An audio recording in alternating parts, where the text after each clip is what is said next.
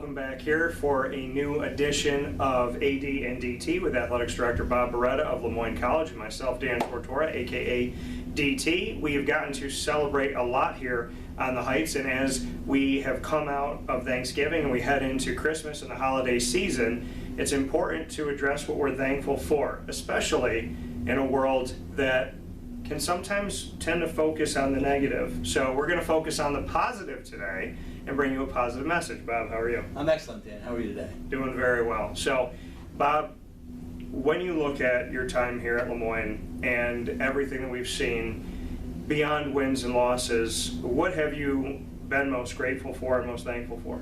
Boy, it's a long list, Dan. To be candid, there are so many things to be thankful for here at LeMoyne. I would start with our student athletes. They are spectacular. They're everything that I thought they would be when I decided to accept this position back in December of 2020. It's almost 2 years to the day today, and our student athletes just never cease to amaze me how they're able to balance so many different things in their lives, and more importantly, how mindful they are of making a difference in our community. We were just talking this week at a coaches meeting, and we have completed over 2,000 hours of community service this semester. That's phenomenal. We have 21 sport teams here, and to be honest, 6 of those are really the cross-country and track and field teams that we count multiple times. So I think there's 17 different programs, 2,100 community service hours, and we still have the whole second semester to go through. So it just shows you to the degree in which our students are making a difference in the community. It's important to us, it's important to our coaches, and it's important to our student athletes. So I'm most thankful for our student athletes. I'm also thankful for our staff that work so hard to support our student athletes' pursuit of comprehensive excellence, and that starts at the top with President Lemura. I'm so thankful to her and grateful for the opportunity first to work at LeMoyne and lead the athletic department here, and then her leadership team of vice presidents, Joe Grasso, Tim Lee, and so many others there. I'm grateful for all of their support, and our head coaches, our staff, that make all this happen on a daily basis. I'm the face of the program as the athletic director, but it's really people like Tim Fenton and Jen Fabian, Liza Hilligus, Scott Peterson, Craig Lane. I'm going to leave out members, I'm sure, of my senior staff and workers like Mike Robinson and James McGlynn and Kevin Turry and so Gabby Bordenaro and so many people that you might not know their names or their faces, but they're the ones that bring our students' work to life, through our mobile sites and our social media platforms. So I'm so grateful to all of our staff and how hard they work and how committed and dedicated they are to the mission of the institution and the mission of the athletic department. Yeah, and that's the thing, right? It's teamwork makes the dream work, and the reality of finding good people. And I said that to you when you first got here, of me coming onto campus and just walking around campus, is I pay attention to the places that when you step foot on them, when you walk by people and it's just you and them on a sidewalk, do they look down, do they listen to their headphones, or do they say hello? And when you're on LeMoyne's campus, from students, student athletes, to coaches, to teachers, to administrators, that's what you get. You get the hi, how are you? And I mean, I'll never forget, I was coming out of doing a piece with Dr. Linda Lemura, and I walked out of the building, and as I'm coming out of the building, there was a teacher there, and I held the door for him, and he said, thank you. We started talking just a few steps down the way. He asked me what I did. He wished me luck in my career, sent me an email, because I gave him a business card, sent me an email, said, it was great to have met you, sent me this long email about hoping the best for you and wanting the best for you. And he was a stranger, except for those 5 minutes. And to get such a kind and generous note to say, hey, appreciate meeting you, hope everything goes well, hope things work out for you, wishing you all the best. That to me, it says a lot about the people that are here on the Heights, and I wear it. I was down in Florida with it this past week, and that's courtesy of Nate Champion and his staff that finally got me one of those Heights warm-up workouts things that we have, because I told him, I saw it last year, and I said, what do I have to do to get the Heights? Because that's the one that I wanted. Yeah. And so I'll give Nate credit, but Ben Swank definitely came through on his way, and the staff, so thank you to that. But I mean, there's working with people that you have to work with. and then there's working with people. That is the only thing that I do with my business, is that you choose to work with. And choosing to work with the Heights and having the Heights choose me, I wear that as a badge of honor. There's a reason why I wear those hats when I'm in and out of state. There's a reason why I put LeMoyne stuff on proudly, because I want people to ask me about it. I want people to stop me about it, and I want people to know about it. There's a reason why the 50-year celebration of Magic Kingdom had my LeMoyne hat draped all over it. And you know, there's a lot to be said about that, Bob, because working with you these past couple of years, and Dr. Linda Lemira and everybody here at LeMoyne, I have found that, and I said this when we had the Christmas party for my company, the bar set so high with people like yourself and the wonderful people here, that now I'm not just looking for good partners with colleges and universities, I'm looking for places that mirror LeMoyne, and to your credit, it's hard to find. Well, it speaks to the institution, Dan. You know, when I stepped foot on campus considering applying to LeMoyne for this position, the thing that struck me the most was the authenticity of people, and how meaningful those relationships could be, how deep you could go. And it's true. Our people here are authentic. Yeah. They are kind. They're genuine. And it starts from the top down. It starts with, as I mentioned, President Lemira, and that struck me as I wanted to come to a place and work with people I really enjoyed working with and for, and that's certainly been the case. And we talked about our staff, the people that really make things happen on a daily basis, people that come out to our events. There's folks like Eric McCall, right, in our leadership team, who's working every event behind the scenes to make sure that our facilities are ready to rock and roll. Dave Willard and the recreation side of things, and we've done such a great job making the pool available to the community, and the gyms and our weight rooms, and those people, those are names and faces that you don't see every day. And then we have people like Steve Evans and Gianna Dixie that are out there in the community trying to talk to our constituents and trying to gain more support for our student athletes. So I think first and foremost, when you think about LeMoyne, you think about authenticity, you think about our mission, our Jesuit values, the kindness of the people here, what we're about, making a difference in the community. I talk all the time to folks about LeMoyne's kind of Syracuse's hometown team. We have so many graduates and alums and students, current students, that come to LeMoyne from the area within a 45-minute drive, and they remain in the area, making a difference in all sectors of society following graduation. So there's a lot to take pride in. We are Syracuse's hometown team, I like to say that, but we're always trying to spread our wings, grow our footprint, and thank you to you for going all the way down to Florida to try to expand our footprint and extend our brand. And it's something that we're very mindful, because we're very proud of that brand, because it's who we are and we live it on a daily basis. Well, there's a lot of dolphins that swim down in Florida, so I had to make sure that they were wearing the right colors. That's all it is. That's correct. So that when people see them on their cruises, they're like, oh, okay, green and gold. So Like the real Dolphins. Yes, it's got to make sense. Not the Miami Dolphins. Dolphins from Central New York. Yeah, there's a Phins up and there's a Phins up. That's so correct. there's a difference to that. We're going to play a thankful edition of Rapid Fire. Okay. So you're going to get 3 questions. I'm going to get 3 questions. Nothing pre-planned here. Bob can ask me anything he wants. I can ask him anything I want, but it has to have a connection to thankfulness or appreciation. So I'll start it off. What movie, all time, are you most thankful for that you could watch every day?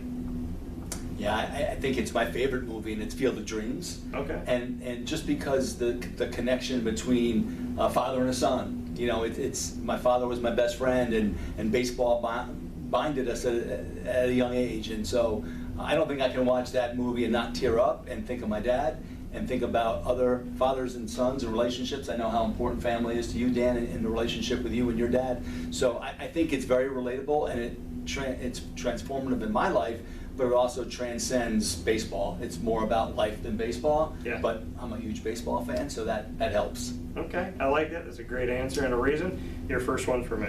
My first question for you, what are you most thankful for this past year that spawned from something that you had no intent or no expectation going in, that it was going to be something that was so important in your life? That's a good question. So what am I thankful for that I didn't think was going to, be there necessarily? I would say that sometimes they say that be thankful to unanswered prayers.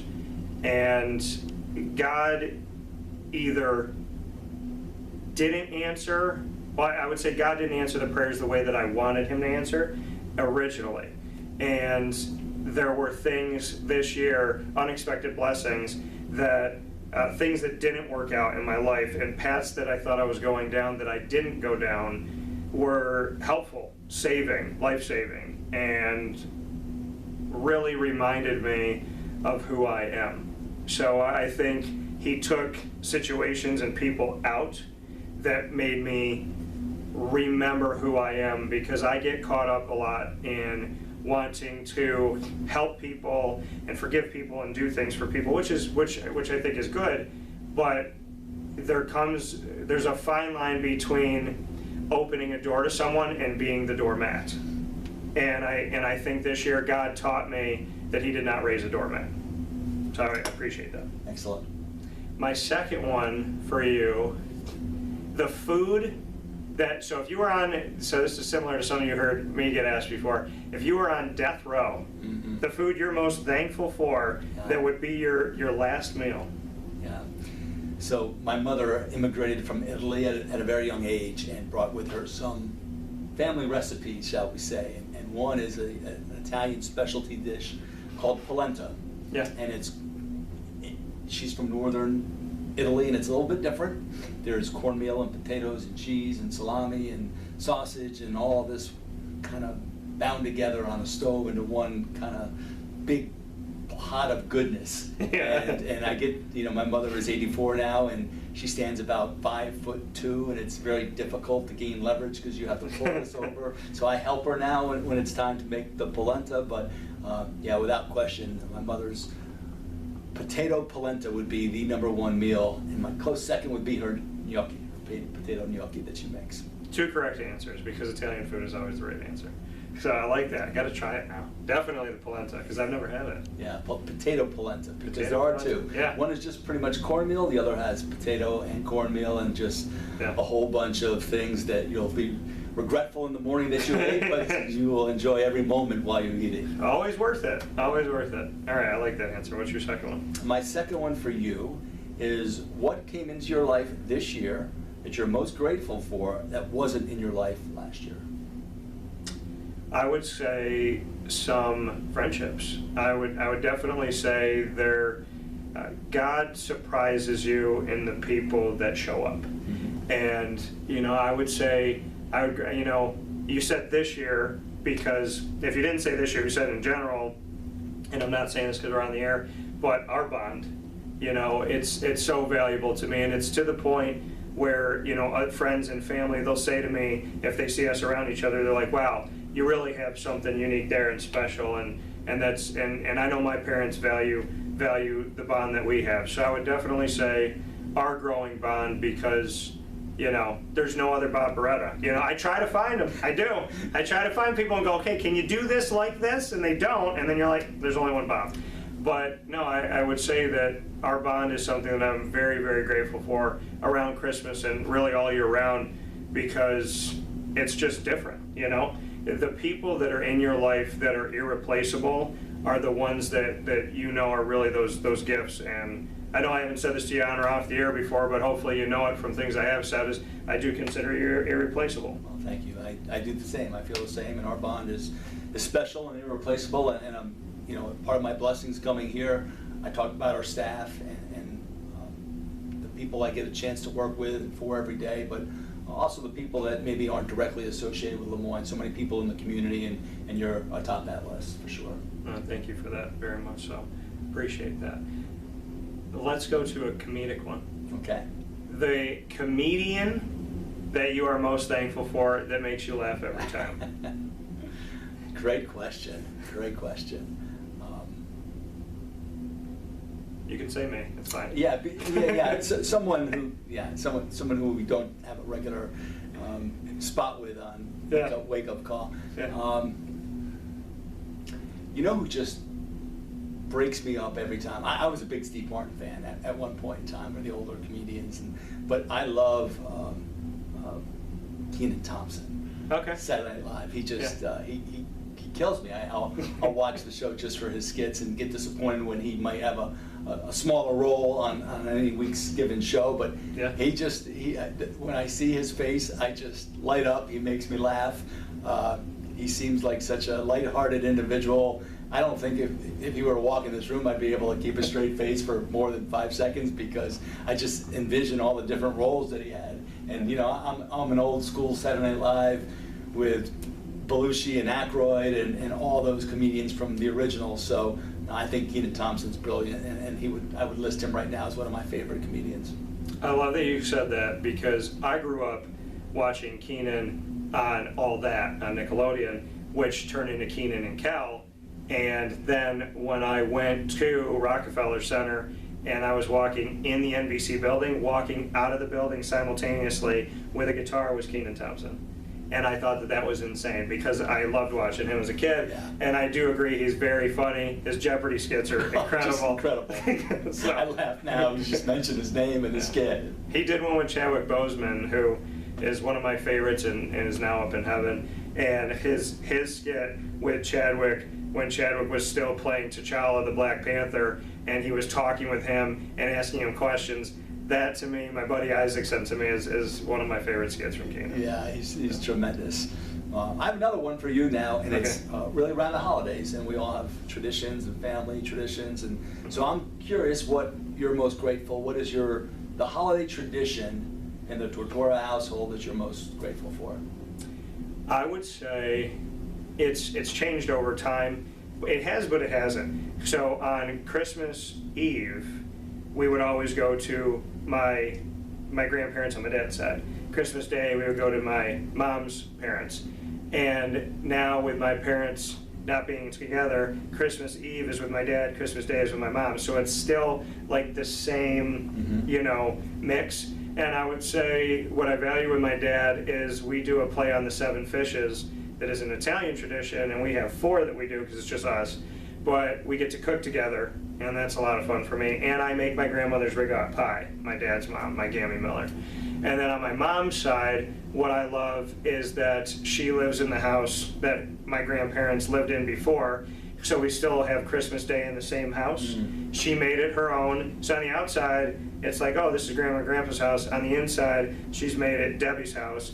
And we still, with my aunt and my cousins, just like when we were kids, we still go there Christmas Day, we still eat together, and we still sit under the Christmas tree and open gifts together to this day. And I've done it my whole life. So we've kept traditions together. The Italian wedding soup, that my aunt makes, and that was my grandma. So my grandmothers on both sides are very much at the table and sitting with my dad by the Christmas tree on Christmas Eve, and then sitting with my mom on Christmas Day with my cousins that are like brothers to me, and opening gifts together is what we do with my grandma and my grandfather. So a lot's changed, but it hasn't. Yeah. So I think we keep them all alive, and the cool thing about it is when we're all sitting there together, I literally see my grandma and my grandpa's going like this. Yeah, it's like they're behind us, just kind of there with us. So I'm grateful for the life that I have, where I know the ones in heaven are here, and I know the ones on earth, we're paying tribute to them. So all the time. Yeah, well said. Yeah. And I love that I have my dog. And my dog likes to wear clothes, and people are like, I didn't picture you as the guy that would put clothes, and I don't. She likes them. Yeah. She wants them. She will growl for them. And she's, and I don't care what anybody says, my dog is cuter than any other dog out there. Of course. So you gotta give her what she wants. Yeah, and she's like the sweetest thing in the world. Yeah.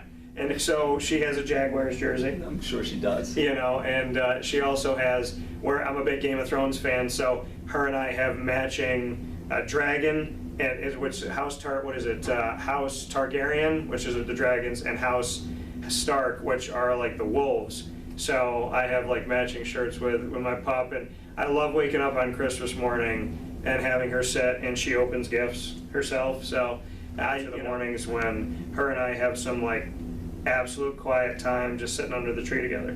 Yeah, and I'm most grateful for my family as well. The health of my family, my mother, my sister, my wife, obviously Jen, and my daughter Julia, who's working in communications, athletic communications office in the athletic department at Penn State. I'm grateful for the support that they've provided to me over the years, the memory of my father, all those things that are with me every day, but certainly the driving force behind anything that I'm able to accomplish in life is due to their strength and certainly God's blessings. So all those things I'm most grateful for.